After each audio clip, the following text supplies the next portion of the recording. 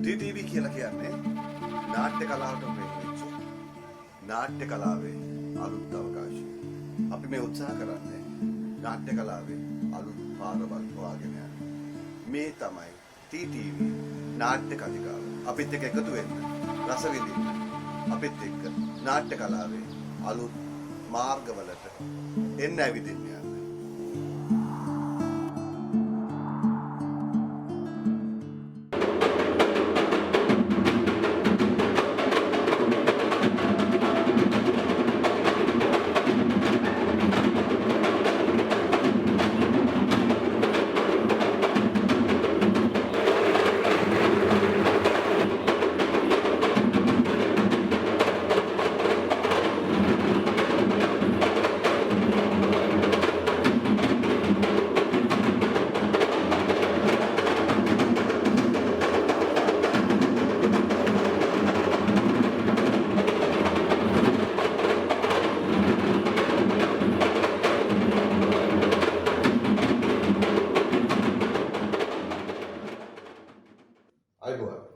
අපි අද අපේ ටීටීවී නාට්‍ය කතිකාවේ අපේ වෙනදා සුපුරුදු පසුතලයේ නෙවෙයි අපි අද ඉන්නේ. අද අපි ඉන්නේ සුවිශේෂ පසුතලයක නාට්‍යකරුවන් හැටියට. ඉතින් අද අපි අපේ ටීටීවී නාට්‍ය කතිකාවේ විශේෂ ආරාධිත අමුත්තා ගැන මම වැඩි විස්තර කරන්නේ නැහැ. මම කලින් කිව්වා වගේ ඉතින් මේ තමයි ශ්‍රී ලාංකීය නාට්‍ය කලාව තුළ තිබෙන බලකණු. එහෙම නැත්නම් ශ්‍රී ලාංකීය නාට්‍ය කලාව ඇතුලේ දශක 4-5ක් තිස්සේ තමන්ගේ ශ්‍රමය, දහඩිය, දැනුම සියල්ල කැප කරමින් නාට්‍ය කලාවත් ඇතුලේ අමරණීය මතකයන් ඉතුරු කරලා තියෙන කෙනෙක් තමයි ලූෂන් බුලත්සිංහල. ඉතින් අපි අද ලූෂන් බුලත්සිංහල කියන ප්‍රවීණ නාට්‍යකරුවත් එක්ක තමයි කතා කරන්නේ. ලූෂන් අයියා අයබෝවන්. මම ලූෂන් අයියා කියලා කියනවා. අයියලා තමයි. ඔව්. මොනවද ලූෂන් අයියා වෙන්නේ? මේ දවස්වල. මොනවා වෙනවද කියලා මට නම් හිතා ගන්න බෑ. මොකද මම ඒක දැන් හිතන එකක් නවත්තලා තියෙනවා. ඇයි? ඒ කියන්නේ ඒක හිතන්න ඒක අවුල් වෙන හින්දා ඕනවට හිතන්න යන එක හොඳ නැහැ කියලා මමම තීරණය කළා. දැන් හිතන්නේ නෑ. ඒ මොහොතට ජීවත් වෙනවා. අද සපීර් මාත් එක මෙතන ඉන්නවා. මම මේ මොහොතේ ඉන්නවා. මේ මොහොතේ. හරි. ලූෂන් අයියා මම කෙලින්ම ටිකක් වැඩි මැදින්ම පටන් ගන්නවා. වෙස්මූණ ගාලන්න එකට මොකද උනේ? මමත් ඒක කොටස් කරුවේ. ඔව් ඔය කිව්වේ වෙස්මූණ ගලවන්න ගිහිල්ලා ලූෂන් එයාගේ වෙස්මූණ ගලව ගත්තා කියලා. මම මේ චුට්ටක් පුංචි මේ පැහැදිලි කිරීමක් කරනවා. වෙස්මූණ ගලවන්න නාට්‍ය හැදෙන්නේ ලූෂන් අයියා අවුරුදු 23කට හෝ 24කට පස්සේ තමයි තාරාව විග්‍රහයකට පස්සේ ලූෂන් අයියා නාට්‍යයක් හදන්නේ. ඒ කියන්නේ නාට්‍යකරුවෙක් හැටියට ඔබ දශක දෙකමාරක් විතර නිහඬ වෙනවා. නමුත් මට මේ තාරාව විග්‍රහය අලුත් නිෂ්පාදනයක් ආවා. රතු හැටකාරී අලුත් නිෂ්පාදනයක් ආවා. නමුත් ලූෂන් අයියා අලුත් නිර්මාණයක් අපි දකින්නේ දශක දෙකමාරකට පස්සේ. ඉතින් අපි හැමෝම සීම දැක්කා මේ නාට්‍ය දුවාවි ඒ නාට්‍ය ලොකු මහජන ප්‍රසාදයක් ලබා ගනිමි කියලා. ඇත්තටම මොකද උනේ? මම හිතන්නේ මේ මම අතගහපු විෂය මේ සමාජයට දිරවන විෂයක් නෙවෙයි. ඇයි එහෙම හිතන්නේ?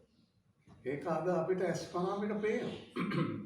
يعني මම කතා කළේ වෙස්මුණ ගලවන නාට්‍ය තුලින් අපි පැලඳගෙන ඉන්න අපේ ජාති, කුල, මල, ආගම් මේ සියලු වෙස්මුණ අත්හැරලා මිනිසුන් හැටියට මනුස්සයෝ හැටියට පෙනී හිටින්න ඕනේ කියන පණිවිඩය කියන කතාවක් තමයි මම අපේ යට ගියාවේ යුද්ධය ඇසුරෙන් ඒකේ පසුබිමේ තියාගෙන පුංචි ප්‍රේම කතාවක් වලින් උත්සාහ කළේ.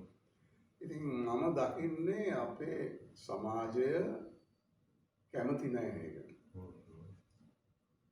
ඒක මම දකිනවා අපේ සියලු දේශපාලන සහ සමාජික කටයුතු වලදී අපේ සමාජය ක්‍රමක්‍රමයෙන් අර පැරණි වැඩවසම් සමාජ මූලයන් කරා හරි ඉක්මනින් ඇදී යනවා. වෙස්මුණ ගලවන නාට්‍යයට මම පාදක කරගත්තු වස්තු විෂය අපේ සමාජයට ඒ තරම් දිරවන්නේ නැති වස්තු විෂයක්. ජාතිවාදයට එරෙහිව, ආගම්වාදයට එරෙහිව, කුලවාදයට එරෙහිව, දේශපාලනකරණයට එරෙහිව මිනිස්සු පෙළගස්වන්න ඕන කරන පුංචි සංනිවේදනයක් කරන්නයි මට ඕන වුණේ. මම ඒකේ ලොකු සමාජ විපර්යාසයක් කරන්න උත්සාහ කළේ නැහැ. අපේ අවුරුදු 30ක යුද්ධයේ අවසාන දවස් කිහිපයේ කැරෝකියක සිදුවන පුංචි ප්‍රේම කතාවක් තමයි මේකට පාදක කරගන්නේ. ඒක සංගීතමය නාට්‍යයක් කරන්න ඕන හින්දා ඒ පසුබිම හදාගත්තේ. නමුත් ඒක බරපතලකම මට තේරුණේ මගේ නාට්‍ය බලපු බොහෝ දෙනා නාට්‍යයට නෙමෙයි දොස් කිව්වේ.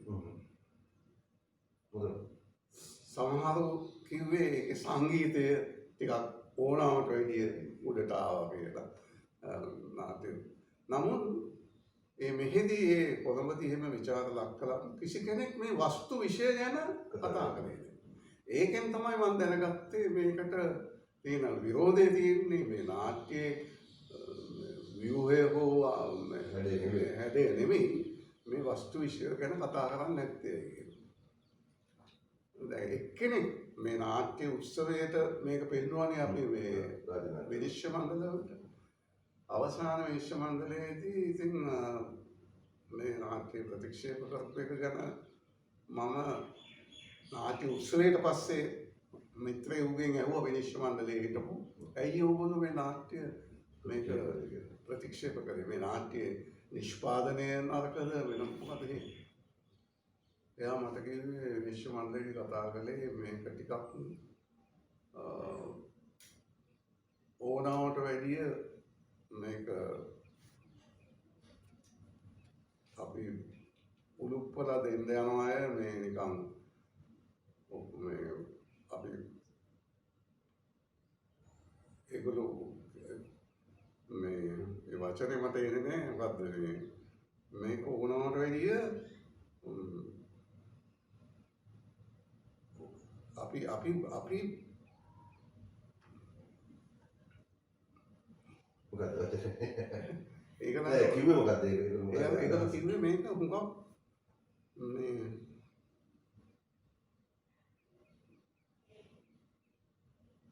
මොකේ වචනේ හරි අපි ඒක ආවම අපි කතා කරමු. නෑ ඒකත් එක්කම රෝෂන් ආයත හිතනවාද දැන් මන්ද ඒ නාට්‍ය බොහොම නවයෝන් ශිල්පීන් තෝරා ගැනීම ගැන ඔයාගේ අදහස් මොකද ඒ නාට්‍ය? නවකයේ උදාහරණ බාර අර ඉස්සල්ලා එක පැත්තකින් තියෙන අදහසක් තමයි සංගීතයේ වැඩි කියන එක එකවත් තියෙනවා. අනිත් පැත්තෙන් තියෙනවා මේ ආය බොහොම ආධුනික වැඩි දෝ කියලා තව අදහසක්. ලෝෂන් එයා මොකද කියන්නේ? මම පිළිගන්නවා ඒක නවකයින්ට ටිකක් බරපතල වැඩි කියලා ඒකේ ජීවනය කරගන්න කියන කරන දේවල් සම්බන්ධයි. ඒකට හොඳම විනිශ්චය දුන්නේ අපේ දුව. දුව මේකේ වීඩියෝ එක බලලා මට කිව්වා තාත්තා නවකයින්ට වරොත්තු නොදෙන විෂයක් තමයි නවකයෝ එක්ක වැඩ කරලා තියෙන්නේ. එයාගේ මේ පොලේ. ඉතින් හුඟක් අර මගේ අර මිත්‍රයා කියපු වචනේ මට එන්නේ නැත්තේ. එයා කිව්වේ මේකෙන් අපි උඩුප්පල දෙන්න හදනවා මේක නිකන් ඕනකමෙන් ඕනවට වඩා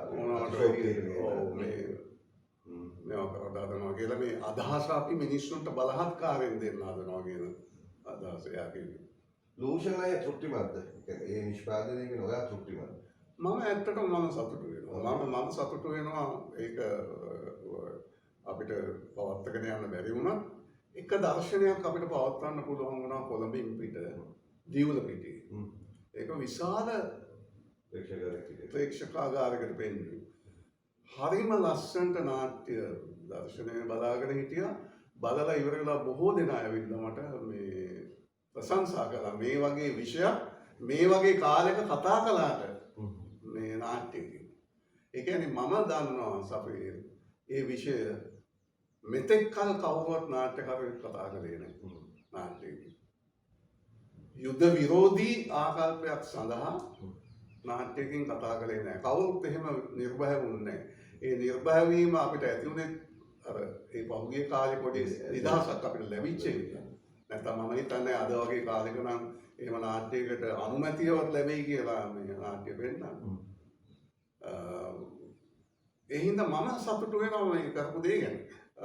ඒකෙන් හොඳ නළු නිළියෝ කීප දෙනෙක් අපි අඳුනගත්තා.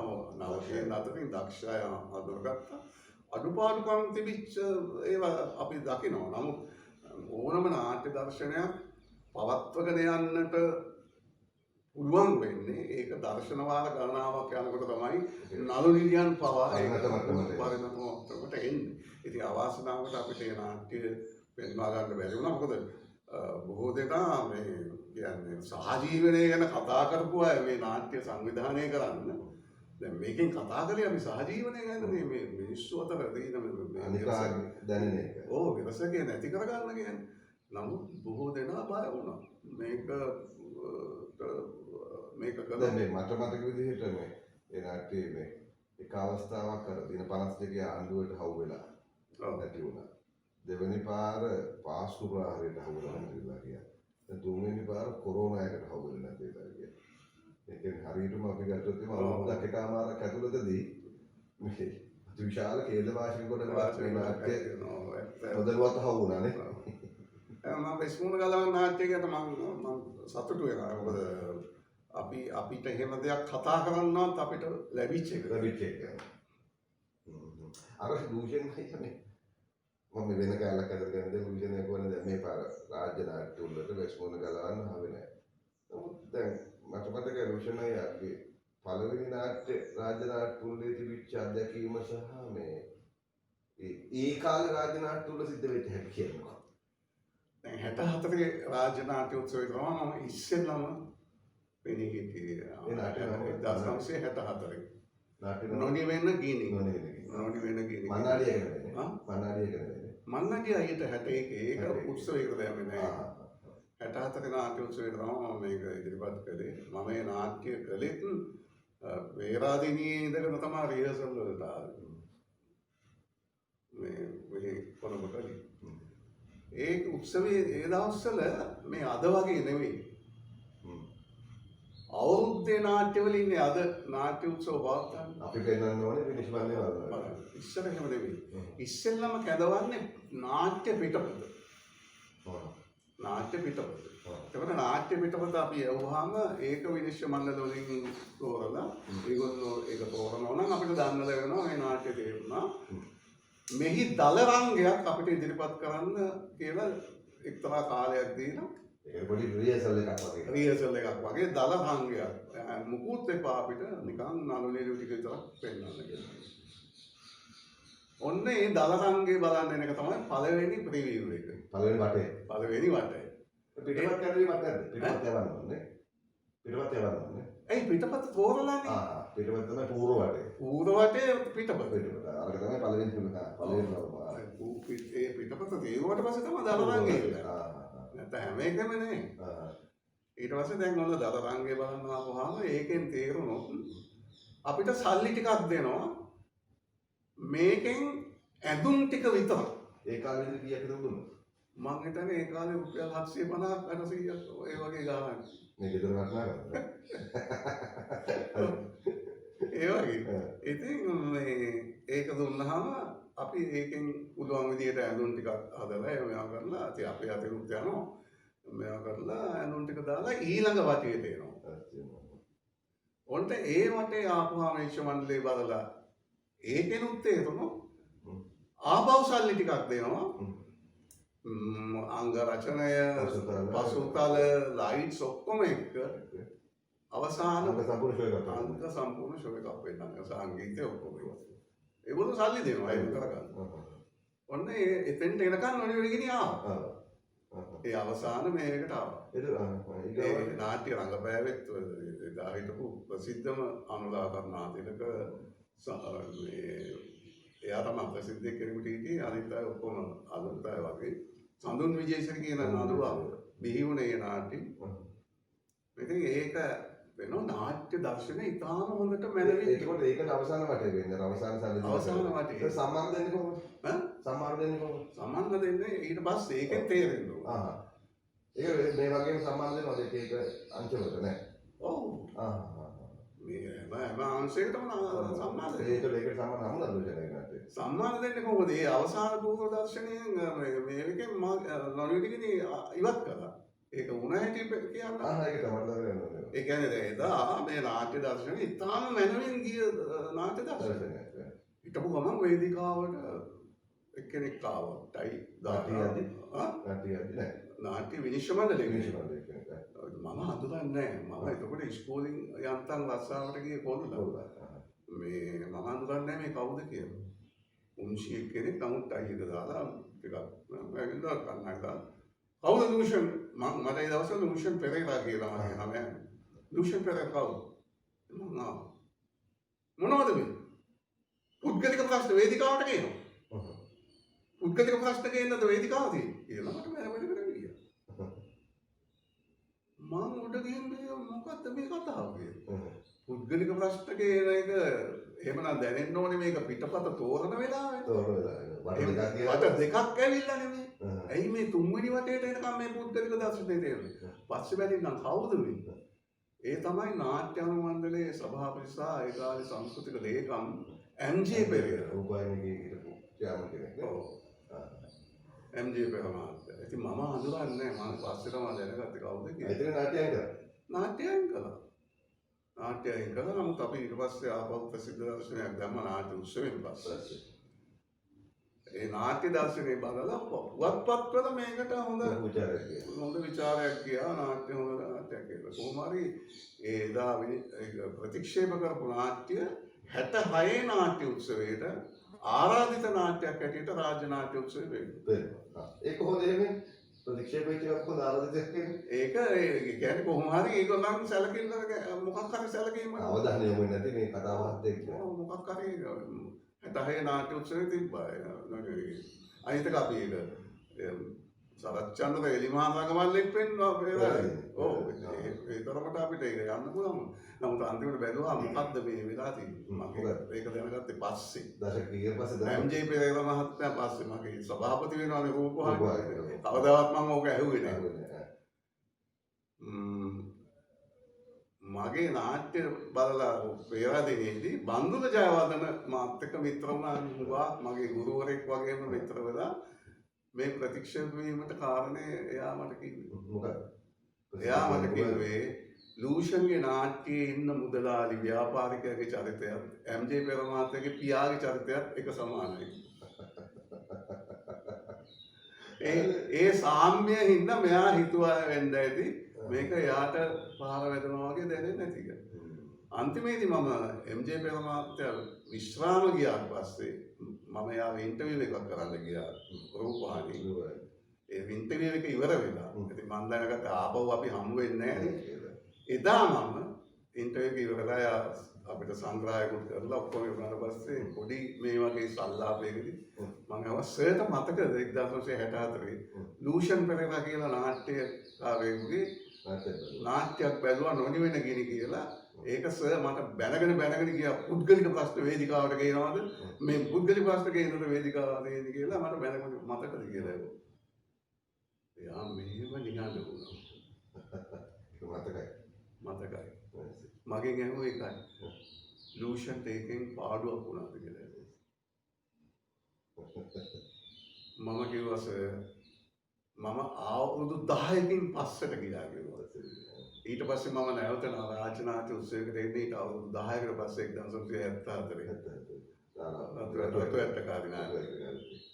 හරි ලුෂන් මේ දැන් අර මට දැනෙන දේ තමයි දැන් මමත් නාට්‍යකාරයෙක් හැටියට රාජ්‍ය නාට්‍යවලදී අපි යන්නේ හරි කෙටි පාරවල් වල. ඒ කියන්නේ මේ පිටපත දානවා දෙවෙනි වටයක් පෙන්නනවා එච්චරයි. ඉතින් මේ එහෙම දේවි ගැන්වීම් වගේ දේවල් නැති අපි සිහින දකින ඒක නමුත් දශක 5කට කලින් වෙච්ච දේ දැන් වෙන්නේ නැහැ. ඉතින් අපි පුංචි විරාමයකට ගිහිල්ලා ඊගාව ටික ගැන කතා කරමු. කියන්නේ මේවා වෙළඳ විරාම නෙවෙයි විරාම.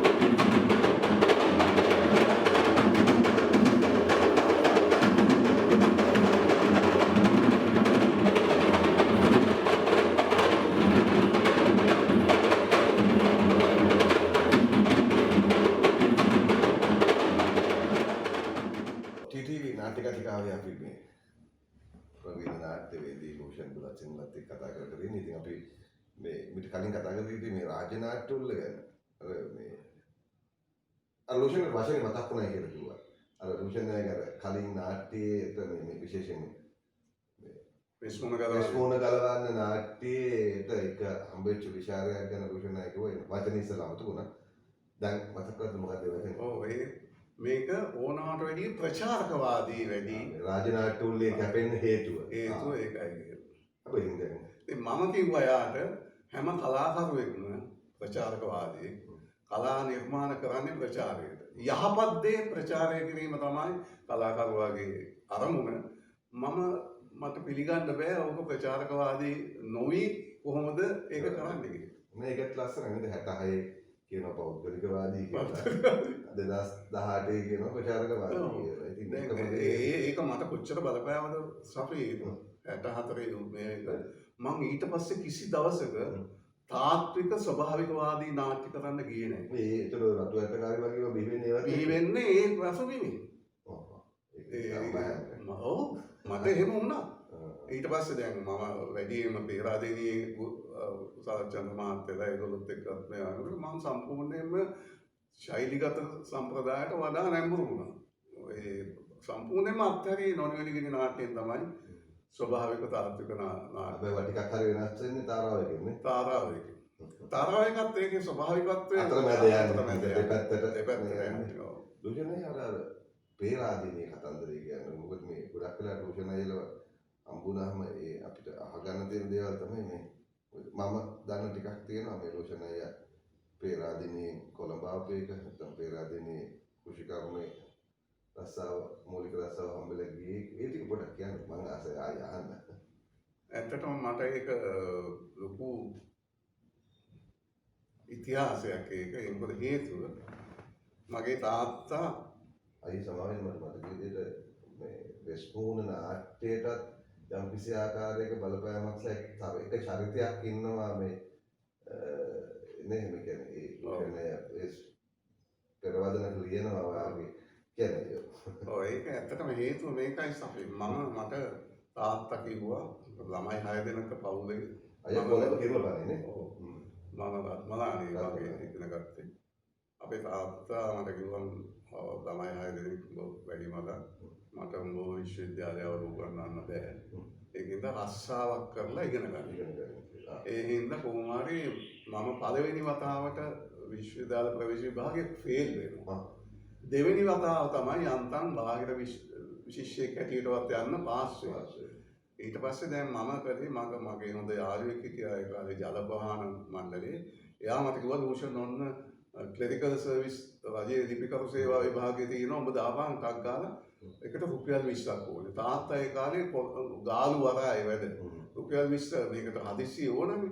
පස්සේ යාළුවම තමයි මට රුපියල් 20 දුන්නේ. ඒක රස්සාවම වුණාම ගෙවපන් කියලා. කවුද යාළුවා නම? චන්ද්‍රසේන කියලා. අනේ ආද ජීවිතුන් අතර නේ. ඒ මිත්‍රයා තමයි මට ඒ රුපියල් 20 දුන්නේ විභාගයට ගහලා යන්න. මම ඒ විභාගේ පාස් වුණා. ඒ විභාගේ පාස් වුණා කලින් ඊට පස්සේ තමයි මේ එන්ට්‍රන්ස් විභාගේ රිසල්ට් ආවා. එතකොට මම රස්සාවට ගිහිල්ලා රස්සාව පොඩි දැන් ඉස්සලා 63 ඉස්සෙල්ලා මම රස්සාවට යන්නේ නුවරඑළියේ දිස්ත්‍රික් කෘෂිකර්ම ව්‍යාප්ති කාර්යාලයේ ලිපිකරුවෙක් හැටියට. ඊට පස්සේ දැන් මම එතන ඉඳන් ලොකු සටනක් කරනවා කොහොම හරි දැන් කැම්පස් එකට යන්න මම බාහිර උපාධිධාරී මේකට රෙජිස්ටර් වුණා. ඒක කරලා මම ඉල්ලුවා දෙන්නේ නැහැ. මම පේරාදෙනියට එනවා කවදාවත් හරි මාව දැම්මේ ඊට පස්සේ නුවරඑළියෙන් අඹේවැල ෆාම් එකට. අඹේවැල ෆාම් එක. එතන ගියාම හරියට අර කබලෙන් ලිපට වැටෙනවා. ඒක තවත් දුරයි. පස්සේ ඉතින් එතන ඉඳලත් මම මගේ සටන අත්හැරගෙන හැබැයි මම ලියන හැම ලිපියක්ම ඉදිරිපත් කරන්නේ අපේ ප්‍රධාන කාර්යාලයට ඒ අපේ හිටපු ගොවිපලේ කලමනාකාර මහත්මයා. එයාගේ නම වේලුපිල්ලේ ආරෝග. වේලුපිල්ලේ ප්‍රභාකරන් එතකොට එයා මේක ඉදිරිපත් කරනකොට හැමදාම මේක රෙකමන්ඩ් කරනවා. එයාට දෙන්න මේක කියලා. එයා හරි කැමති ඉගෙන ගන්න. මොකද මම තරුණ පොල්ලෙක් එතකොට අවුරුදු 21ක් විතර වයස. පස්සේ මේක හැමදාම යනවා දැන් මාස ගාණක් කියලා අවුරුද්දකට කිට්ටු වෙන මම දැන් කොයිපලේ ඉන්නේ. අන්තිම මේක මොකද ලූෂන් තමයි දෙන්නේ නැත්තේ මං කොහොස මෙහෙට එන්න කැමති නැහැ කවුරුත් රිප්ලේස්මන්ට් එකක් දෙන්න බෑ ඒගොල්ලන්ට.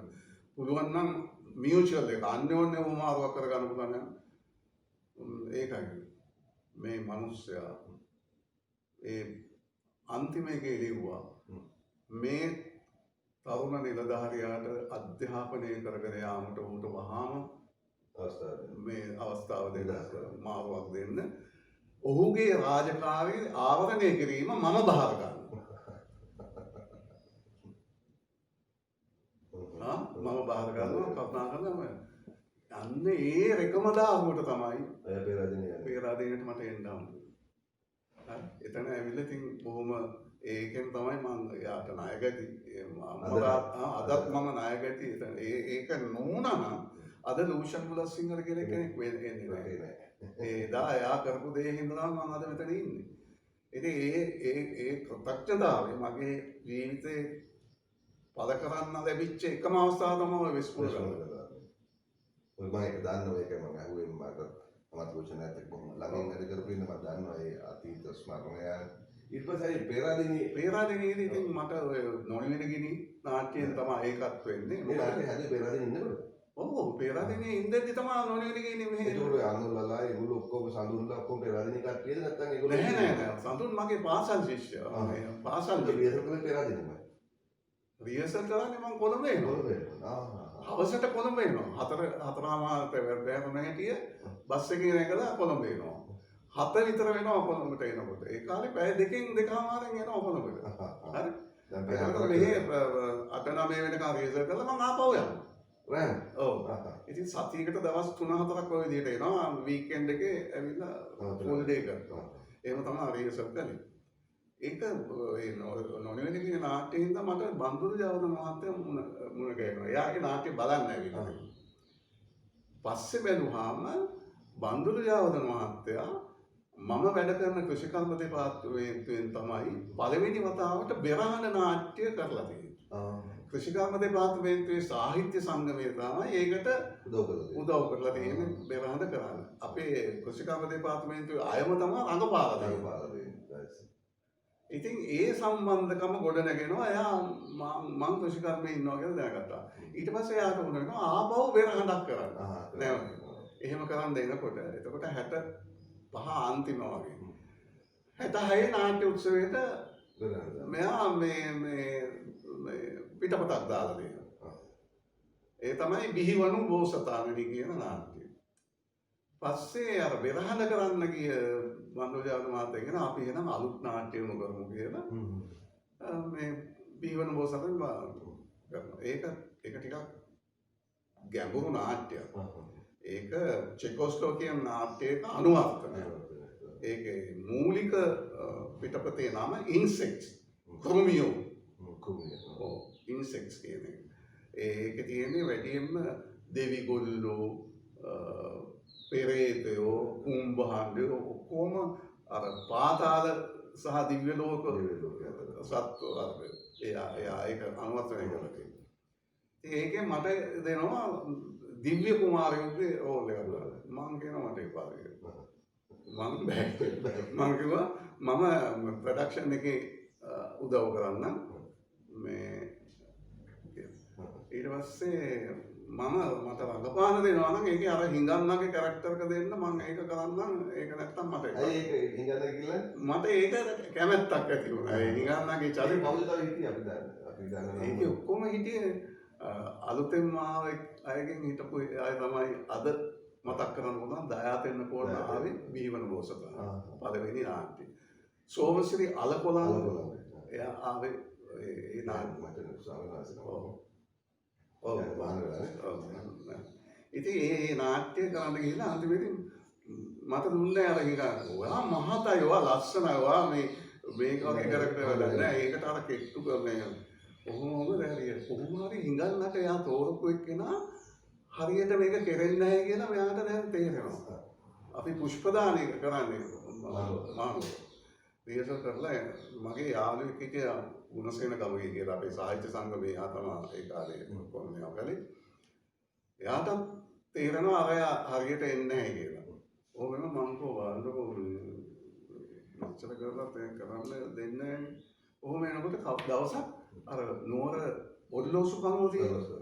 ඔල්ලෝසු කනුව යට මහත හිඟන්නෙක් ඉන්නවා. හරි. මම අර ගුණසේන වගේ මගේ යාළුවෝ ටික අර බලන්නකොනේ මහත හිඟන්න නැහැ කියලා මිනිස්සු යාළුවෝ කියන අර ඉන්නේ මටත් වැඩිය මහතයි කියලා. ඊට පස්සේ ඔක වෙන්නවත් පහුවේ ඉන්න ඔයා කරා. ඊට පස්සේ දැන් මාන් බිහිවන බෝසතාණන් නාට්‍යයෙන් තමයි පළවෙනි වතාවට නළුවෙක් හැටියට කොළඹ අය අතර සාකච්ඡාවට භාජනය කළා. ඒකේ මට හොඳම රංගපෑම් වලට මේ එකක් දුන්නා. සම්මාන සාතිකයක් දුන්නා. හැබැයි හොඳම නළුවා හම්බුනේ නැහැ. හැබැයි මට හෙන්දියාසේන මහත්තයා නාට්‍ය උත්සවය බලන්න එන වෙලාවක හම්බෙලා කොහොම මේ ඔබ තමයි මේ සැරේ හොඳම නළුවා වෙන්නේ කියලා. නමුත් මට හම්බුනේ නැහැ. නමුත් අර සම්මාන සාතිකේ හම්බුණා. ඒකෙන් තමයි මාව ප්‍රේමරාජ්‍ය තිලකරත්න මහත්මයා යාගේ කෝන්තරේ නාට්‍යයට සහ මොකක් නාට්‍යවලට එතනින් පස්සේ තමයි මම ආවේ. එතකොට අර මේ එකක් කාරණා දෙකක් මම හිතන්නේ පස්සේ කාලේ කරපු බෙරහන්නේ ඉලුෂනේ රඟපෑවනේ. නෑ මම නිෂ්පාදනයේ ඒ රඟපෑවේ නෑ. එතකොට දැන් අර ප්‍රේරාදීනි වාට හම්බෙච්ච අනිත් අය කවුද? ඒකන ඒ බඳුරු ජාතක මහත්තයා තමයි මාව සරච්චන්ද්‍ර මහත්මයාට අඳුනලා දෙන්නේ. ඒ මගේ ඉතාම හිතවත් වුණා මාත් එක්ක සරච්චන්ද්‍ර මහත්තයා ජීවත් වෙන කාලේ. මම එයාගේ එලෝ ගිහින් මෙලෝ නාට්‍ය රඟපෑවා. ප්‍රේමතෝ ජායති සෝකෝ නාට්‍ය කරන වෙලාවේ මට දෙන්න චරිතයක් නැහැ කියලා කොහොම හරි මම ඒ කාලේ ෆ්ලූට් එක වාදනය කරනවා. මාව වාදක මණ්ඩලයේ ෆ්ලූට් ගහන්න දැම්මා. වාදක මණ්ඩලයේ හිටියා. ජයන්ත අරවින්දගේ සංගීතයක එයා මාව ඒකට දාගත්තා. ඉතින් එහෙම අපි පොඩි කණ්ඩායමක් හදනවා දිද්දෙනිය මනෝරත්නලා ඒ කට්ටිය ඔක්කොම අපි එකට එකතු වෙන්නේ මේ මතෝ ජාති සෝකු නාට්‍ය. ඊට පස්සේ තමයි අපේ සම්බන්ධකම් දිගට එන්නේ රතුවැට්ටකාරී දක්වා තාරාව දක්වා එන්නේ ඒ සම්බන්ධකම් ඔස්සේ තමයි. හරි. අපි කතා කරමු රතුවැට්ටකාරී සහ තාරාව විකෘති ගැන මේ පුංචි වෙලාවකට පස්සේ.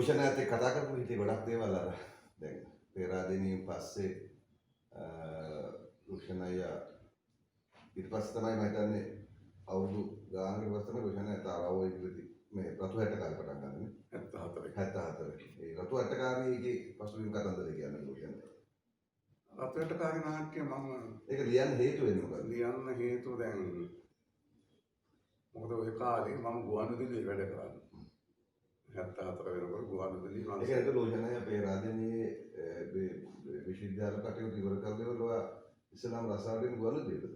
නෑ. ඔව් නෑ දැන් අර ලිපිකාර සේවයේ ඉඳන්දිම තමයි මම උපාධිය සමාප්ත කරන්නේ. ඔව්. දැන් උපාධිය සමාප්ත වුණාට පස්සේ පෙරාදෙනියේදී මම ගැසට් එකක දැක්කා ගුවන්විදුලියට ස්ථිර නිවේදකයෝ ඉල්ලලා තිබුණා. ආයුධම් කරන්න කියලා උපාධිධාරී. ඒකින්ද මම පෙරාදෙනියේ ඉඳන්දිම තමයි ඒකට ආයුධම් කරේ.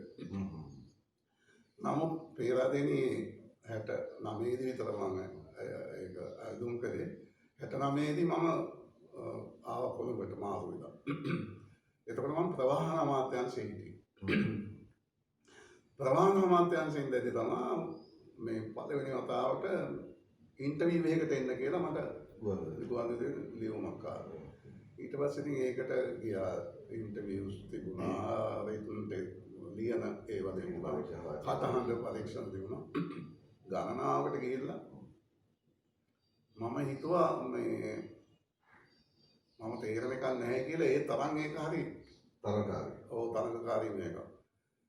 මොන හරි මායි සුජාතා ගුණවර්ධන කියන උපාධිධාරිණී තමයි පළවෙනි වතාවට ගුවන්විදුලියේ උපාධිධාරී නිවේදකයෝ. නිවේදකවරු දෙන්නෙක් හැටියට බඳවාගත්තේ අපි දෙන්නවා. අපේ කණ්ඩායමේ තමයි ප්‍රේමකීර්ති දාල්විස් මහත්මයා ස්ථිර නිවේදකයෙක් වුණේ. කේඩීකේ ධර්මවර්ධන මහත්මයා ස්ථිර නිවේදකයෙක් වුණේ. ධර්මශ්‍රී වික්‍රමසිංහ, නිව්ටන් ගුණරත්න මේ ඔක්කොම එක කණ්ඩායම. සුගත පන්සල එන්නේ කොයි කාලේ? එතකොට සුගත පන්සල මහත්තයා එතකොටත් ඉන්නවා. එතකොට එයා ගුවන්විදුලි නාට්‍ය අංශේ. එතකොට දැන් අපි කියන කයි රතු හැටකාරී කතන්දර රටකාරී නාට්‍ය මට ලියන්න වෙනබුනේ මං කිව්වේ අර මට නොයනේ කියන නාට්‍ය වලින් පස්සේ මට මේ ස්වභාවික නාට්‍ය යන්න ඕනේ නැහැ කියලා. මොකද මම දැක්කා දැන් ගුවන්විදුලියේ ප්‍රචාරක කටයුතු වලදී සහ අපේ දේශපාලනික ප්‍රචාරක කටයුතු වලදී මේ රාජත්වය කියන එක ආරෝපණය කරන්න හදන බව හැමතැනදීම පරාක්‍රම බාහුව කෙනෙක්ව පෙන්නනවා. තව කෙනෙක්ව දුටුගැමුණු කියලා පෙන්නනවා. දේශපාලනයට මේ රාජත්වය එන බව මට ඒ කාලෙම දැනුණා. ඒකින්ද මම මේක මට මූලික අදහස ආවේ මම පුංචි කාලේ රත්මලානේ නාට්‍ය කලාවට මගේ නැඹුරුව ආවේ එතනින්. ඒක අපි පුංචි කාලේ අපේ ගමේ දීවර ගම්මානයක් අපේ රත්මලානේ හිටපු දීවර කණ්ඩායම අතර අපේ ඉස්කෝලේ අවසාන ඒ කියන්නේ දෙසැම්බර් නිවාඩුව කාලෙට වාරකන්නේ මූදු යන්නේ නැහැ. ඒ කට්ටිය ඒ කාලෙට නාට්‍ය පුරුදු කරලා අපේ ඉස්කෝලේ පෙන්නනවා ධර්මාලෝකේ. ඒ නාට්‍ය පුහුණු වෙන්නේ වටේට පොල්ලතු ගහලා ලොකු මඩුවක් හදලා කාටවත් එන්න බෑ බලන්න. ඒගොල්ලෝ ඇතුලේ තමයි රැයට මේ වැඩේ කරන්නේ.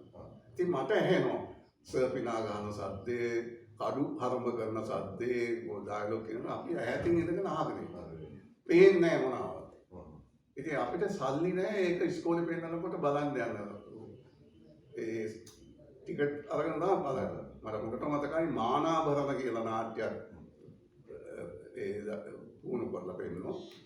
එක දවසක් මම මේ බොහොම කුතුහලයෙන් රැය ගිහිල්ලා කාරවත් නොවෙන්න අර පොල්ල උඹේ ගස්සේ මෙහෙම බලන් හිටියා.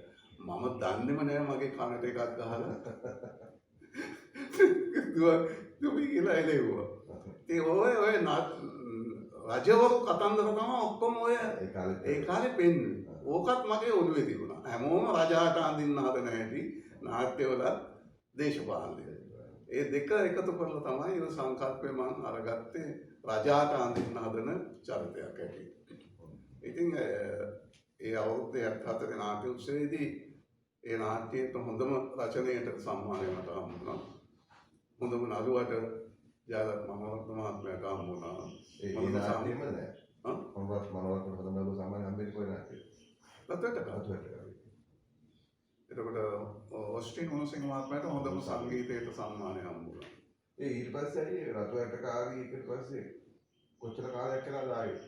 අවුරුදු 7කට පස්සේ තමයි තාරාව 81. ඒ කියන්නේ හැම වෙලාවෙම විශ්වනායකගේ නාට්‍යයක් නිර්මාණය වෙන්න ගත වෙන කාලය අවුරුදු 7 10 අතර කාලයක් ගිහිල්ලා වෙස්මුණ වෙනකොට 24ක් යනවා. සෑහෙන ඒක හේතුව අපි වෘත්තිකය නෙමෙයිනේ සපේ. අපි වෙන වෙන රස්සාවල් කර කර ජීවත් වෙමින් අපේ විනෝදෙන්නේ නාට්‍ය කරේ.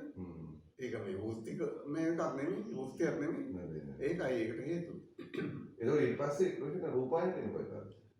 ඒ කියන්නේ 81 තමයි තාරාව කරන්නේ 82 මාව මාරු කරනවා රූපවාහිනියට මාරු කරනවා. මම එන්නේ නැහැ ඉල්ලලා එන්නේ නැහැ. මාරු කරන්නේ දඩුවමක් හැටියට? නෑ. ඒ තේවිස් කුරුගේ මහත්මයා හිතනවා ඒ කාලේ අපේ සභාපති සහ අධ්‍යක්ෂ ජනරාල් තේවිස් කුරුගේ මහත්මයා එයාට අදහසක් දීලා තිබුණා පළවෙනි රූපවාහිනී සභාපති වෙන්නේ තේවිස් කුරුගේ මහත්මයා කියලා.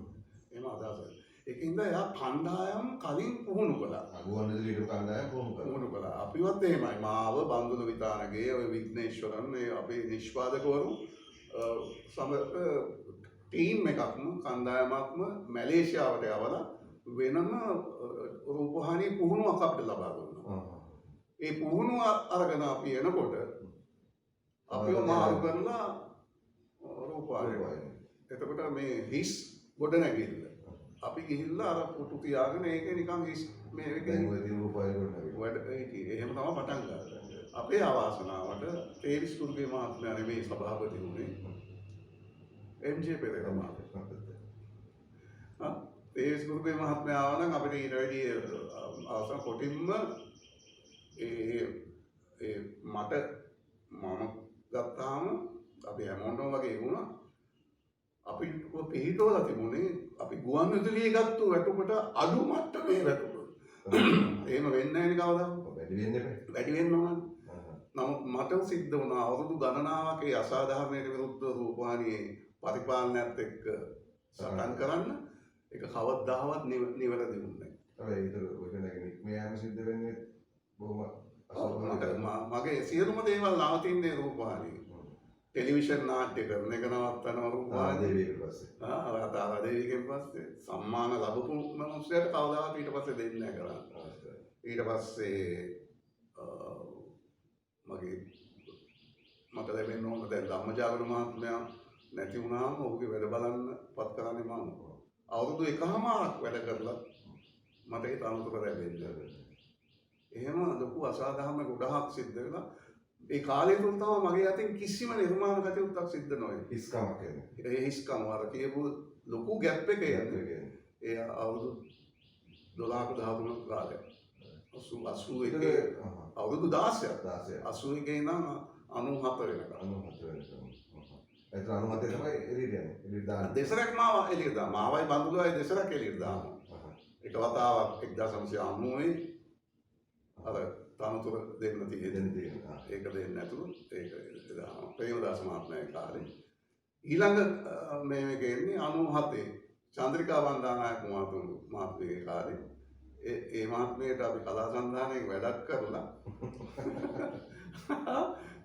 ඒ මාව ගෙදර හරින්න නියෝගය දීලා තියෙන්නේ එතුම. ඒක මම දැනගන්නේ කොහොමද?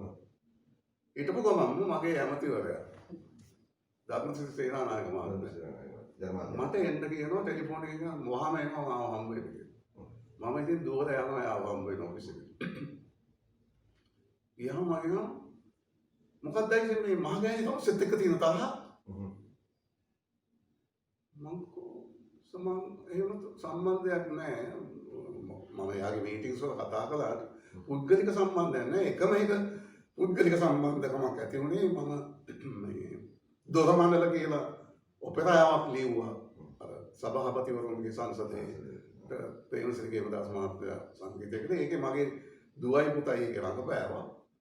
ඒ අතරේ මගේ දුවට ස්කෝලර්ෂිප් එකක් හම්බ වුණා මේකට ඕස්ට්‍රේලියාවට. නෑ ස්කෝලර්ෂිප් එක නෙමෙයි එයාට උණුවකට යන්න. ඒකට ආධාරයක් ඉල්ලලා දුව ලිපියක් දුන්නා. ඒක හම්බුන්නේ නැහැ අපිට. ජනාධිපති අරුතින් දෙන්න බෑ කියලා කිව්වා. එච්චරයි මගේ අතින් වෙච්ච දේ. ඒ අරන් පුද්ගලයා නෑ. නෑ දැන් කීප වතාවක් මට කිව්වා තමුසෝ තනතුරෙන් අයින් කරන්න කියලා. මම ගණන් ගත්තේ නෑ. ඊයේ මට හම්බ වෙලා කියනවා ඔයා තාමත් ලූෂන් තියාගෙන ඉන්නව නේද මෙතන කියලා. මට ඒ වෙලාවේ පොඩි ආත්ම අභිමානයක් ආවා. ඇයි මම මේ තරම් පාචල් වෙන්නේ? මම කිව්වා මේ ප්‍රොමෝෂන් එක මට සර් දුන්නා. ඒක මම දැන් ඒකෙන් අයින් වෙනවා. මම ලියලා දෙන්නම් දැන් ලියලා දෙන්නම්. මට එපා ප්‍රොමෝෂන් එක. හැබැයි මගේ රස්සාවට අත තියන්න එපා. මොකද මම දුවව පිටරට යවන්න ගේ උගස් තියලා තියෙන්නේ උඩහමුල්ලේ. ඒක මේක ගෙවන්නේ ණය ගෙවන්නේ පඩියේ. ඒ පඩිය තමයි බැංකුවට යන්නේ කියන්නේ. ඒකෙන්ද රස්සාව නැති කරන්න එපා. මම තනතුරෙන් අයින් වෙනවා. සේනානායක මහත්තයා මා දිහා බලන් නෑ තමුසේ ඉන්නවා මං ඉන්නකම් ඉන්නවා කිව්වා. මං ඉන්නකම් ඉන්නවා. එයාට ඉන්න හම්බුනේ සුමනන්ද 2යි නැත්තම් 3යි. මංගල සමරවීර මහත්තයා මාධ්‍යමති වුණා. එයා ඇවිල්ලා සතියෙන් අපිට ලියුමක් එනවා. ඔබේ සේවය අනවශ්‍ය නිසා ඔබ අනිවාර්යෙන් ඒවාට යන්න. තාමත් අනිවාර්යවලු දෙන්නේ. ඊට පස්සේ එමම විශ්‍රාමය අවදායි කරගත්තා. හැබැයි විශ්‍රාම ගියා කියන දුෂණයට කිසිම වාගේ විශ්‍රාම වලටපක් කරන දීමනාවක් කිසි දෙයක් ලැබෙන්නේ නැහැ. නෑ අපිට තියෙන්නේ ප්‍රොවිඩන්ට් ෆන්ඩ් එකනේ. සේවක අත්සාධ කර්මද. ඒක ඉතින් ලක්ෂ ඒකෙන් තමයි ඒක අරගෙන තමයි මේකේ බේරගත්තේ. අර උගස බේරගත්තේ ඒකේ. මේ ගේ ගන්න රෝෂන් අය කොච්චර සල්ලි දාලා මේ ගෙද මේ කාලේ ඒ කාලේ රුපියල් කීයද? ඒක කොහොමද දන්නවද උනේ? මම දන්නේ ඒක මට දැනගන්න ඕනේ නේද? රත්වැට කාලෙකින් මට හම්බ වෙනවා රුපියල් 125. ඒ කාලේ. නෑ මට රචනය. ඒක නිෂ්පාදනය කළේ එස්.ඒ. ප්‍රේමරත්න මහත්මයා. එයා තමයි ඔක්කොම ඒ වැඩේ කරගෙන ගියේ. එයා මට රුපියල් 125 දෙනවා. මම සල්ලි 125 හැමදාම සේවිංස් බැංකුවේ account එක දැම්මා. ඒකෙන් 78 වෙනකොට 74 ඉඳන් 78 වෙනකොට 11000 ගාණක් ඒක එකතු වෙලා ඉවරයි. ඒ කාලේ මං ඉඩම් කෑල්ලක් හොයනවා. මොකද අපේ පාමක්කඩ හිටපු අපේ ගේ පාරට කැඩිලා යනවා. අපේ තාත්තලාට ඉන්න හිටින තැන නැති වුණා. ඒ කැඩෙන්න ඉස්සෙල්ලා මං ඉඩම් කෑල්ලක් හෙව්වා කොහෙට හරි ගිහිල්ලා ඉන්න ඕනේ කියලා. කොහොම හරි මගේ රාජා ධර්මපාල කියලා මගේ ගුවන්විදුලි මිත්‍රයා මට කිව්වා මගේ ඉඩම් කෑල්ලක් තියෙනවා එහෙම උඩහමුල්ලේ මම ඒක යන්නේ නැහැ. ලූෂන් කැමති නම් බලන්න ගිහිල්ලා හොඳ නම් මං ඔයාලට දෙන්නම් කියලා. පස්සේ මං ඇවිල්ලා බැලුවා මුල්ලක තියෙන්නේ පොඩි පාරකින් එන්න. මං හිතුවා කමක් නැහැ. මේ මුල්ලේ නොපෙනී ඉන්න හොඳයි කියලා. මේක මං කිව්වා රාජට මං ගන්නම් කියලා. පස්සේ එයා කිව්වා මම මේක ගත්තේ රුපියල් 10500කට. ඒ ගාන දෙන්න කියලා. මම මේක ගත්තේ රුපියල් 10500කට මේ පර්චේස් විස්ස. මං හිතන්නේ අපිට මේ දුකනාති කතා කරන්න ගොඩාක් දේවල් තියෙනවා මේ. කතා කරනවා නම් දවසක් වුණා කතා කරන්න දේවල් තියෙනවා. ඉතින් මේ අපි නැවත පුංචි විරාමයකට යනවා මේ ආයෙත් කතා කරමු දෝෂණයත් එක්ක. තව දුරට නාට්‍ය කලාව වර්තමානයේ සහ අනාගතයේ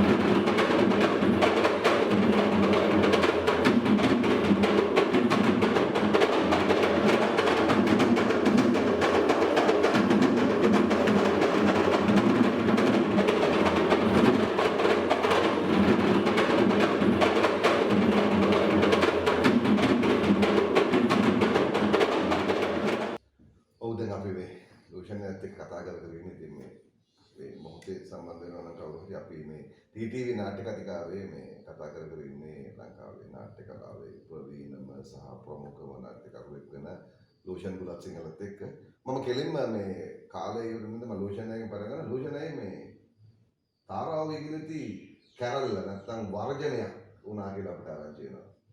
මොකක්ද ඒ වර්ජනේ? මොකද ශිල්පීන් ඇයි එකපාරට දාලා යන්නේ? ඇත්තටම මේ තාරාව එකට පසුබිමකුත් තියෙනවානේ. ඔව්. ওই තාරාව එකට පදනම් වෙච්ච ඒ පිටපත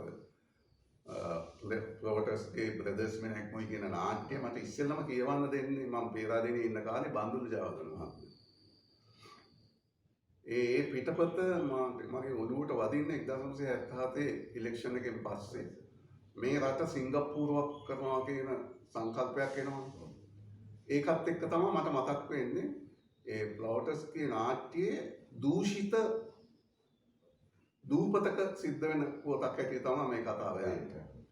ඉතින් මට එකපාරටම මේක ඔළුවට ඇවිල්ලා මම හිතනවා මේක මට බන්දුල ජයවර්ධන දීලා තිබිච්ච එක උපදේශයක් තමයි මම අදත් ඒක විශ්වාස කරනවා. ලූෂන් කිසි දවසක විදේශීය කෘතිය පරිවර්තනය කරන්න එපා නාට්‍යයක් කරන්න නම්. ඇයි? එයා කිව්වේ සාහිත්‍ය කෘතියක් හැටියට පරිවර්තනයක් කරන්න. ඒක හරියි. දේශීය නාට්‍යයක් කරන්න නම් හොඳම දේ තමයි අනුවර්තනයක් කරන්න. ඒක තමයි පැලවෙන්නේ රටේ. අනිත් ඒවා විශ්ව වෙලා යනවා කියලා. ඉතින් ඒකින්ද මම ඒ ඔළුවේ තියාගෙන හිටපු මොකද එයත් එහෙමනේ බෙරහඳ අනුවර්තනයක්. කොහොම අනුවර්තනයක් ඔරිජිනල් එක. බියෝල් මොසාතරනිත් අනුවර්තනයක්. මම මේක අනුවර්තනය කරන්නේ සිංගප්පූරු සංකල්පයට පොඩි නිකන් පොඩි උපහාසාත්මක මේක ඇති වෙන තමයි ඒක කරන්නේ. ඉන්නේ ගුවන්විදුලි.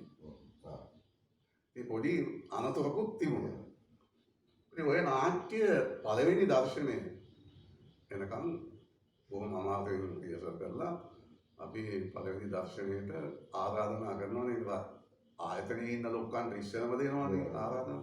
ඉතින් මම ඒමන් කාර්යක්‍රම මහත්මයා තමයි අපේ සභාපති ඒ කාලේ. ඒ මහත්මයාට ගිහිල්ලා ආරාධනා කළා ඔක්කොම. හැමෝම ආව නාට්‍ය බලන්න. ඒමන් කාර්යක්‍රම මහත්මයා නාට්‍ය ඉවර වෙලා වේදිකාවට ආවා. ඇවිල්ලා එයා මාව හරියට අඳුරන්නේ නැහැ ලූෂන්. කවුද ලූෂන්? මට කිව්වා කවුද මේ ඇවිල්ලා මම ආවා. මම රඟපාන්නේ නැහැනේ මං ඉන්නේ බැක්ග්‍රවුන්ඩ් එකේ. ඉතින් මං ආවා. සර් මම ලූෂන්. ඒට උදේ 9ට මගේ ඔෆිස් එකට එන්න කිව්වා. දැන් මාව රත්තු හරි කියලා. උදේ 9ට. දැන් හෙටත් ෂෝ එකක් තියෙනවා. හරියට ජූලි 24 වෙනිදා ගිය 81 24 මම ගියා උදේ 9ට. මම ඉතින් පොඩ්ඩක් චකිතෙන් ගිහලා ඉඳගන්න. ආයිසි. මම කාලෙකින් නාට්‍යයක් බලලා හරි සතුටු වුණා. මම ඒකයි නවසට එන්න කිව්වේ මගේ සතුට ප්‍රකාශ කරන්න. මේ ඒකම මට අදහසක් ආවා. දැන් අපේ තියෙනවානේ මම මේ සුබ සාධක සංගමයක එයා තමයි සුබ සාධක සංගමය හැදුවේ. ගුවන්විදුලිය. මම කල්පනා කළා අපේ සුබ සාධක සංගමයට ආරම්භ දක්වස් කරන තමුසේගේ නාට්‍ය නගර 10ක පෙන්වන්න. මාස 6ක් ඇතුළත නගර 10ක මම මේක පෙන්වනවා. තමුසේට බෑ ඒ නගරවලට නාට්‍ය දෙන්න. ඒ කාලේ. මම කල්පනා කරා මාස 6ක් ටික වැඩිනේ. මම පස්සේ මාස 3ක් විතර කාලයක් නම් සාධාරණයි. හරි මාස 3කින් කරමු 10. මම කෝ හරි එහෙම. තමුසේට කීයක් ඕනද නාට්‍ය? දැන් මම මම පස්සේ මම ඒව ගැන නම් තාම හිතලවත් නැහැ. නාට්‍ය කරලා ඉවර වෙලා. ඔව් ඊයේ වෙන්නේ ඉතින් කණ්ඩායමත් එක්ක කතා කරලා එහෙම තමයි මේ කරන්නේ. හරි. කතා කරලා මට ගාන ඇවිල්ලා කියනවා. මම තමුසේට ගෙවනවා. ඒ හැම නාට්‍ය දර්ශනයකටම ඒ ගාන ගෙවනවා. තමුසේ මේ නාට්‍ය හැබැයි දෙන්න බෑ. ඔහොම කරලා තමයි ඔන්න කණ්ඩායමත් එක්ක කතා කරලා මම ඒ කාලේ මේ තනියෙන් තීරණ ගත්තේ නැහැ. උඹ ඔක්කොම යාළුවෝ එක්කනේ සාකච්ඡා කරලා අපි මේ තීන ගාන ඒ කාලේ නාට්‍යයක් පෙන්වන ගාන ඩබල් කරලමත් දාන්නත් බෑනේ. ඒ කියන්නේ අනිත් අයටත් සාධාරණ විදිහට සාකච්ඡා කරලා හැබැයි ලොකු ගානක් ඒ කාලේදී. අර අනිත් නාට්‍ය දැන් සුගත පාසෙල්ල මාත්‍යාගේ නාට්‍යවල ගාන අවදානවා. ඒවට වැඩිය මුගක් වැඩි ගානක්. දැන් දාලා කියනවා එහෙම කාර්යක්‍රමات ඒකට කැමති නැහැ. හරි. ඉතින් මේ නාට්‍යයට පබ්ලිසිටි එකක් ක්‍රියේට් වෙනවනේ දැන් ආවල් දවසේ අර ගුවන්විදුලියෙන් දෙනවා. මේ ආවල් දවසේ මේ වෙනවා. ඒ පබ්ලිසිටි එකකට උඟක් වැඩ කළේ සමන් අතාව දෙහිටි මහත්මයා තමයි. එයා තමයි ඇනවුන්සින් කළේ. ඔය සෝභාව දේශින්දු එහෙම අරගෙන එයා තමයි මේව කළේ. ඉතින් මේ නාට්‍යයට ලොකු ප්‍රචාරයක් හම්බුණා. දැන් නාට්‍යයට දර්ශනත් ලැබෙනවා ඒ අතරේ. මහා වැඩක් වුණා ඒ අතරේ. මුළු රටේම නාට්‍යකාරයෝ මට විරුද්ධ වුණා. වැඩි දෙනෙක් මේකට විරුද්ධ වුණා. මේ දූෂණ දුලසිංහන් විතරක් මෙහෙම ගුවන්විදුලියේ මේ ප්‍රචාරයක් දෙනවා කියලා. බොහෝ නාට්‍යකාරයෝ හෙන්රි ජයසේන මහත්තයා හෝ දයානන්ද ගුණවර්ධන සුගත පාසෙල්ල ඇරෙන්න අනිත් ඔක්කොම නාට්‍යකරුවෝ මේකට විරුද්ධව යම් යම් දේවල් කළා. ඉතින් ලිව්වා පත්තරවල ලිව්වා. ඊට පස්සේ දැන් මේක යන අතරේ මට එන්න කිව්වා ඒවල් කාර්යකරු මහත්තයා. හරි වැඩේ නෑ. මට ඔක්කොම දොස් කියනවා මේ රමසගේ නාට්‍ය අරගෙන මේ මම මේ සුබ සාධක සංගමයෙන් පෙන්නනවා කියලා. ඒ රමසගේ විතරක් පෙන්නනවා කියලා. රමසගේ මගේ ආයතනයේ ඉන්න මිනිස්සුගේ එක ගන්න නැතුව මම වෙන කාගේ වද ගන්න ඉස්සෙල්ලා. ආයතනයේ මිනිහා ඉස්සෙල්ලා ගන්නවා. මම තීරණයක් ගත්තා. ඔක්කොම මේවා පෙන්නනවා. හැබැයි සල්ලි ගෙවන්නේ නැහැ. හරි? කැමති නම් සුබ සාධක සංගමයට ආධාර වෙන්න දෙන්න. නාට්‍ය අපි පබ්ලිසිටි දෙනවා. විශ්වාස කරන්න. කවුරුවත් මගෙන් විමසුවේ නැහැ. ඔයා සල්ලි ගත්තද ඔයාට සල්ලි හම්බුණාද කියලා. අර නොමිලේ දුන්නා හැමදේම. නොමිලේ දුන්නයි. ඔන්න ඔක තමයි අපේ නාට්‍ය කලාවේ තියෙන ලොකු ප්‍රශ්නේ. සාමූහික නැහැ. එකතු වෙලා කතා කරන්නේ නැහැ කොහොමද මේක වෙන්නේ කියලා. වගේ අහුවා නම් කියනවා. මම කියනවා. යම් අලුතෙන් භාගයක්වත් හම්බ වෙනවා. එහෙම කළේ නැහැ. ඉතින් නොමිලේ දුන්නා. අදත් මම හිතන්නේ උඹක් ආයතනවල සාධක සංගම නොමිලේ ගන්න පබ්ලිසිටි තමයි දෙන්නේ. ඔව්. ඉතින් එහෙම වුණා. ඊට පස්සේ දැන් මේ නාට්‍ය ජනප්‍රිය වුණානේ. ජනප්‍රිය වුණාම මේකට ෂෝස් ගන්න වැඩි වෙනවා. අයි ෂෝ ඒ තාරාව ෂෝස් කීයක්ද කරලා තියෙනවා? ඔය දෙවනි පළවෙනි නිෂ්පාදනය මම හිතන්නේ අපි 1000කට වැඩි පළවෙනි නිෂ්පාදනය කරනවා. හරියට. ඔව්. ඊට පස්සේ දැන් ඔය මාස 9කට පස්සේ තමයි පොඩි ආරවුල් එන්න පටන් ගත්තා. අර සමහර මට යෝජනා කළා මේ ජාතිය ජනප්‍රිය වෙලා වැඩි යනවා. ඒකෙන්ද ගාන වැඩි කරලා අපිට වැඩි ගානක් ගන්නවා. ඊට පස්සේ ඉතින් මම ඕගොල්ලෝ දැන් මට එක දවසක් තවකෝ රංගාලේ තාරාව වෙනන දවසක ආරා සමරකෝන් මහත්මයා සූර්පාසේන මහත්තයා ආවා එදා. තාරාව එකට ඇවිල්ලා ඒ ෂෝ එකත් ඉවර වෙලා පොඩි රෙන්ගේ බුද්ධාලේ හිටියේ. මට උඹ ඔහොම ගෙවනකොට අපි කොහොමද බං ඒ නළුවන්ට අපි ගෙවන්නේ කොහොමද? දැන් අර මං ගෙවන ගාන වැඩි කියලා. වැඩි. අර නළුව කියන්නේ ඒක මදි කියලා. ඔව්. ඉතින් අර නීලවස් මාත් එහෙම ඉන්නවනේ අර දිනාන්තිවල එහෙම ඉන්නවා. අපිත් ගන්නත් හිතන්නේ බෑ. මම කොහේ සුවචිතින් කණ්ඩායම එකතු වෙලා තීරණ ගත්තේ. මම තනියෙන් ගත්ත එකක් නෙවෙයි. එහෙම ඉතින් ඒක එතනින් ඒ වුණා. ඉතින් එහෙම තියෙද්දි තමයි මේ කණ්ඩායම කියන්නේ තව වැඩි කරන්න. ඊට පස්සේ මම සාකච්ඡා කළා. හරි. ඕගොල්ලෝ තීරණය කරන්න මේක තව කොච්චර ගාන වැඩි කරනවද කියලා. කල්පනා කරන්න මේ රටේ ප්‍රේක්ෂකයින්ටයි ඒක යන්නේ. ගාන. මේක ගාන වැඩි වෙනකොට ප්‍රේක්ෂකයින්ගේ ටිකට් එකේ ගාන වැඩි වෙනවා. සංවිධායකව. ඉතින් මේගොල්ලෝ තීරණය කළා හැම කතාවක් ඇවිල්ලා මම කොහොම හරි ඕකෙන් මේ විදිහට එකම බෙදමු. එකම වුණා. මම කොහොම හැබැයි මේකත් මතක තියාගන්න. දැනට දර්ශන අපි 40ක් 50ක් ඉදිරියට දීලා තියෙනවා. ඒකට මේ ගාන ගන්න බෑ. ඒ මිනිස්සුන්ගෙන් මං ඉවිසුම් මස්සම් කරලා සල්ලි අරගෙන තියෙන්නේ. ඒගොල්ලන්ට කියන්න බෑ අපි ගාන වැඩි කළා මට ගාන වැඩි දෙන්න. මේකම ලැජ්ජා. ඒකින් තමයි මෙතනින් අදින් පස්සේ දර්ශන දෙන ඒවට කොහොම හරි මේ කණ්ඩායම අතර උකුසක් ගිහිල්ලා තියෙනවා. දැන් ගිහිල්ලා අපි දර්ශනයකට මේවා ගෙවනකොට මේ ගෙවන්නේ අලුතෙන් දීපු එකක්ද පරණ එකක්ද කියලා. ඉතින් ඔහොම සැක සංකාවල් එහෙම ගොඩ නැගිලා තියෙනවා. ඔහොම තියෙන අතර එක දවසක් අපි ඒ දවස්වල ගම්මුදාව දර්ශන වලට යනවා. මොකද මම ශ්‍රී වික්‍රම නාට්‍ය රංගපෑමනේ ප්‍රේමරංජිත්. ඉතින් අපේ අනුදත් යනවා. ඉතින් ඔහොම ගිය වෙලාවක හොක්මල් ගම්මුදාව. ওই දර්ශනයේට විජේනන්ද සිරිත් ඉන්නවා අපිත් එක්ක. දැන් විජේනන්ද සිරිත් මගේ නාට්‍යයේ ඉන්නවා. විජේනන්ද සිරිත් දෝෂණය පොඩි ආහෝවක් යනවා නාට්‍ය කණ්ඩායමක් කඩාගෙන යන්න හදනවා කියලා. මේව හැබැයි අපි යන්නේ නැහැ දෝෂණය. මොකද නීල් අරසුයි එයයි අපේ යාළුවන්ගෙන් පිටස්තරව ගත්ත දෙන්න. ඒ දෙන්න ඒගොල්ලෝ යන්නේ නැහැ කියලා මම මොකද කරන්නේ? නෑ එහෙම මේකක් තියෙනවා. කොහොම ගිහිල්ලා ඔන්න 1982 මාර්තු 10 11 12 13 කොහෙද තියෙන්නේ? මාර්තු 10 පොතමඩුල්ලේ. ඒ ෂෝ එක ඕගනයිස් කරන්නේ ජයලත් මනෝරත්න මහත්මයා.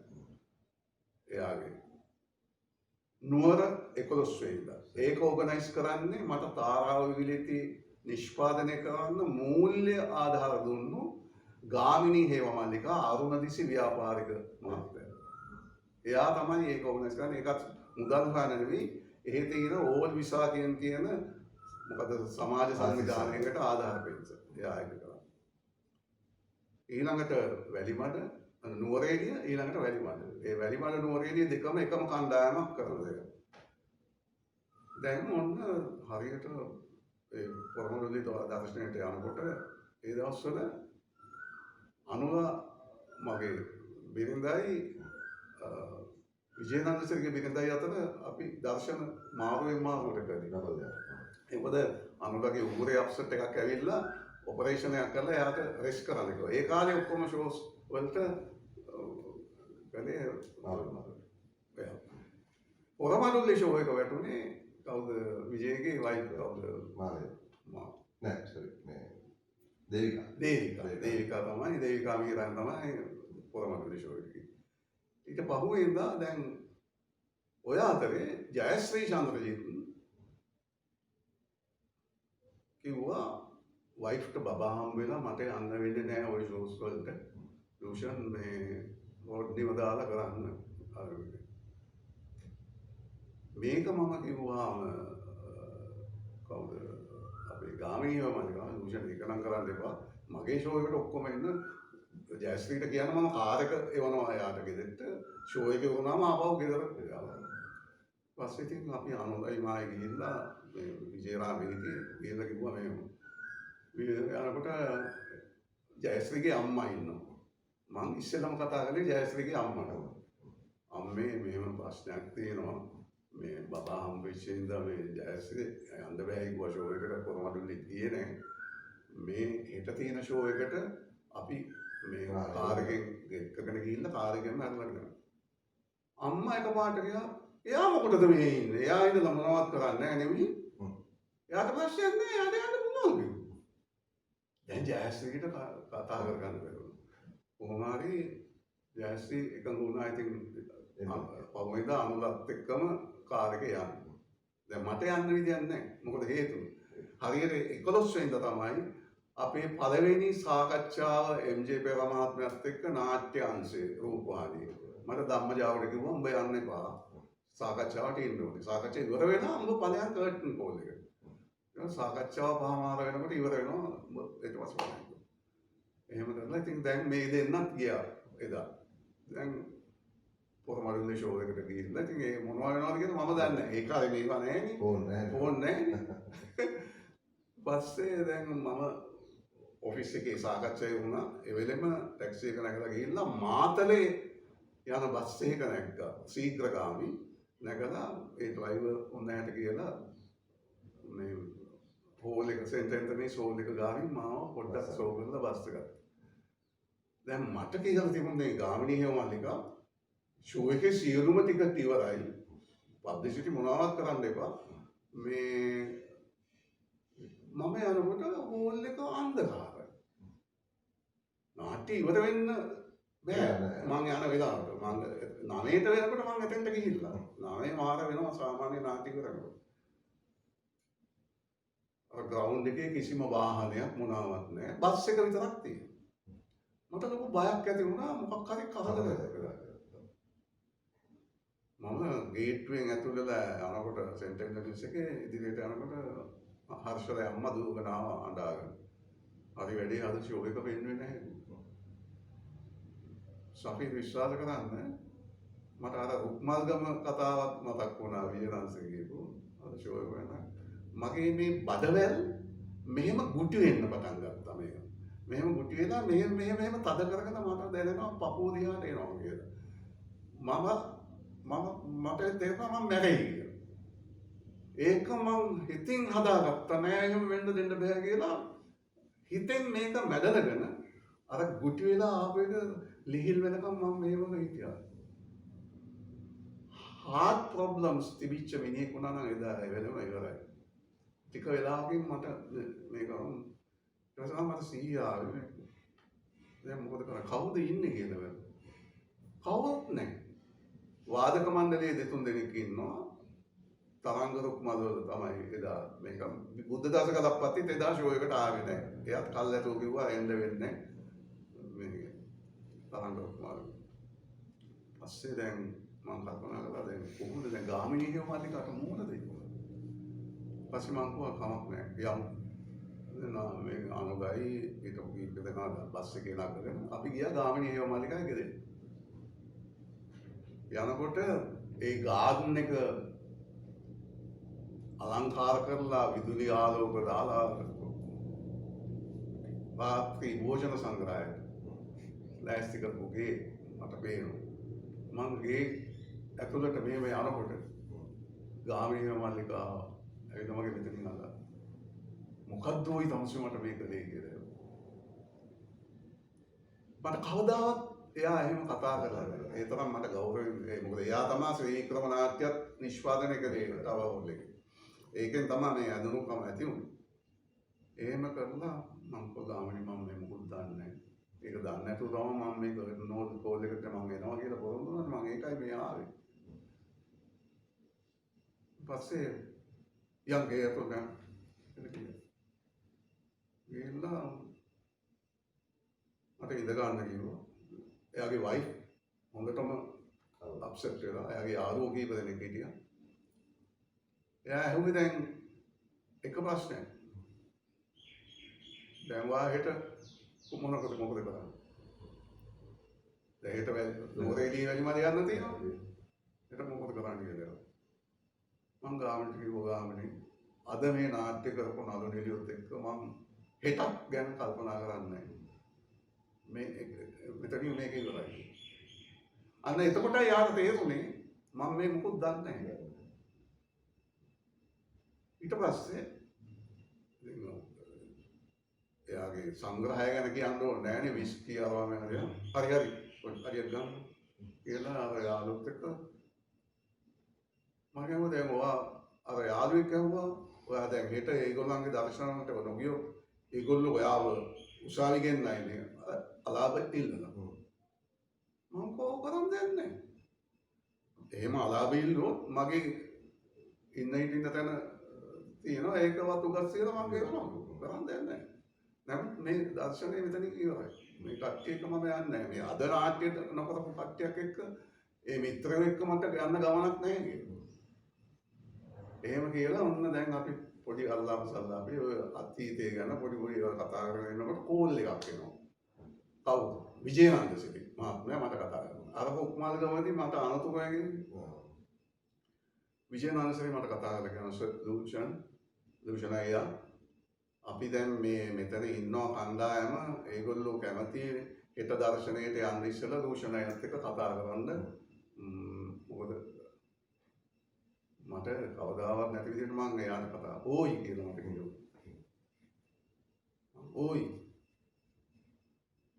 අද නාට්‍ය නොකරපු මිනිස්සුත් එක්ක මට හෙටක් ගැන කතා කරන්න දෙයක් නැහැ. මේක මතක තියාගන්න. මගේ තාත්තා වරායේ වැඩ කරන්නේ. වරායේ කම්කරුවෝ ස්ට්‍රයික් එකක් කරන්න ඉස්සෙල්ලා සාකච්ඡා වාර 3ක් තියෙනවා. තුන්වෙනි සාකච්ඡාවත් බිඳ වැටුණොත් තමයි මේ මිනිස්සු ස්ට්‍රයික් කරන්නේ. තමුසෙලා වරායේ කම්කරුවන්ටත් වැඩි අන්තයි. එහෙමවත් ආචාර ධර්මයක් තමුසෙලා ගාව නැහැ. ඒකින්ද ඕගොල්ලොත් එක්ක මට කතා කරන්න දෙයක් නැහැ. මම ඕනනම් මේ නාට්‍යයට ආපු බස් එක එවන්නම් ඕගොල්ලන්ට ගෙදර යන්න. අහලා කියන්න බස් එක එවන්නද කියලා.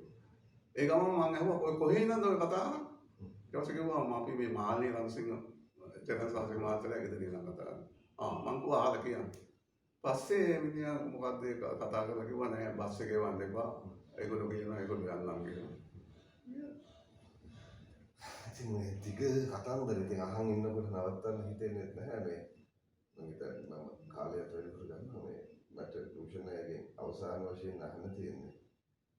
දශක 5ක් තිස්සේ ලංකාවේ නාට්‍ය කලාව ඇතුලේ වැඩ කරන මේ කතා කලා වගේ මහා කතන්දරත් එක්ක ඉන්න දූෂණයට අද දවසේ නාට්‍ය කලාව සහ හෙට නාට්‍ය කලාව ගැන මොකද හිතෙන්නේ? මම දකින්නේ මේකයි සපරිය. නාට්‍ය කලාව කියන්නේ දියුණු සංස්කෘතියක් තියෙන ජාතියක තමන්ගේ හැඟීම් දහරා ප්‍රකාශ කරන මාධ්‍යයක්. ඒක දියුණු සංස්කෘතියක් තියෙන ජාතියකට අත්‍යවශ්‍ය දෙයක්ද? මට සැකක් තියෙනවා අපි එහෙම දියුණු සංස්කෘතියක් තියෙන ජාතියක්ද කියලා. අපි මේ තරම් කාලයක් අපි කරපු දේවල් දිහා බලනකොට අපිට పూర్වයේ හිටපු අය කරපු දේවල් දිහා බලනකොට ඒ කරපු දේවල් වල ප්‍රතිඵල මේ සමාජයට ලැබිලා තියෙනවා. ඒ ලැබිච්ච ප්‍රතිඵල වලින් අපේ දියුණු සංස්කෘතික මිනිහෙක්ව නිර්මාණය කරලා තියෙනවා කියන ප්‍රශ්නේ එනවා. මට තියෙන්නේ එතෙන්දී නෑ කියන්නේ. ඒ දියුණු සංස්කෘතික මිනිහා තාමත් මේ රටේ බිහි වෙලා නැහැ. ඒ හින්දා අපිට හෙටක් තියෙන්නේ ආධුනික නාට්‍ය කලාව. අපිට වෘත්තීය නාට්‍ය කලාවට යන්න ඕන කරන කිසිම පදනමක් අද වෙනකම් මේ රටේ ඇති වෙලා නැහැ. නාට්‍ය උත්සව පවත්වන කොච්චර කල් පටන් අරගෙන තියෙනවා. නිකන් හිතලා බලන්න. අද වෙනකොට මේ නාට්‍ය උත්සව පවත්වපු නාට්‍ය උත්සව පවත්වපු රාජ්‍ය මගින් රඟහල් කීයක් හරියට හදලා දීලා තියෙනවද මේ නාට්‍යකරුවන්? මොනවද යටිතල පහසුකම් අපිට හදලා දීලා තියෙන්නේ? මොනවද අපි දිනාගෙන තියෙන දේවල් නාට්‍යකරුවෝ හැටියට?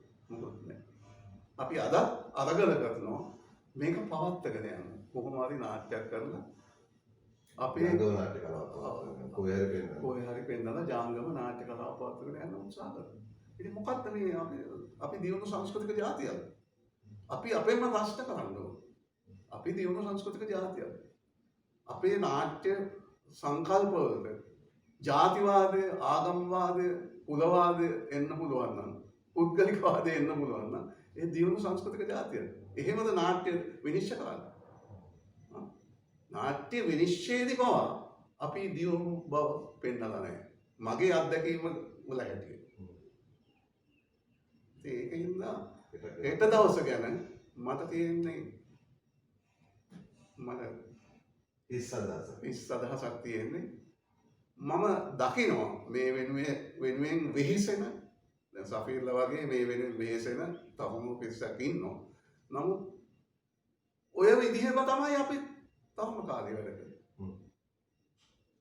ඔය තාරුණ්‍යයේදී අපිත් ඔය විදිහ හදාගෙන යන්න උත්සාහ කරනවා. ගියේ නැහැ. යන්න බෑ. ඔසානේ දැන් මෙතනට ආවම එමමයි. මොකද මම දකින්නේ අපේ සමාජය තදබල මිත්‍යාවත් එක්ක ජීවත් වෙන සමාජයක්. ඒක මට දැනුනේ මේ ළඟදී මගේම විස්මුන් නාට්‍යයේ අලපාන නිලියගේ මහුල් ගෙදර ගියාම දකුණේ මට තේරුනේ ඒ නළු නිලියෝ මගේ ශිල්පිනිය ඇඳලා හිටියේ උඩරට ඇඳුම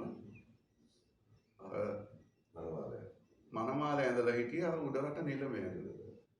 මට හිතුණා මේ තරම් නූතන ලෝකේ අපි තාමත් වැඩවසම් ඇඳුමක් එක්ක පෙන්වන්න දඟලනවා නම් අපි කොහෙද ඉන්නේ කියලා. මට තේරෙන්නේ යන්නේ ඒකයි. අපි තාම මේ වැඩවසම් මූලයන්ගෙන් කැඩිලා නැහැ. ඒ මූලයන් අපි අගය කරනවා. ඒවා පෙන්නනවා.